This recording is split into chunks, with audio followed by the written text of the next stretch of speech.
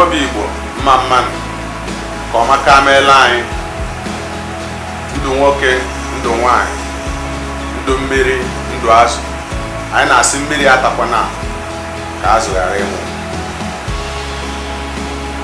N'inu nke ụbọchị tata, okenye anaghị eri oke ya ejikwa n'eze ekere ya ụwa. Ero chọba ịghọgbu ana n'elu. Nwata na-aṅụ ara taa nne ya arụ one ya anya n'ihu.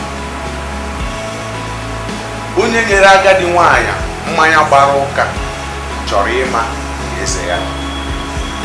Igwe buru nni gbapụta azụ.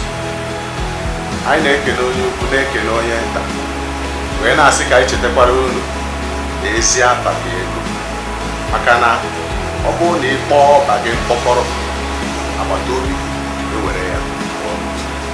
Ọ bụrụ na ihe anyị na-eme masịrị gị, mee ka ozi agbasa ka ọ dịba.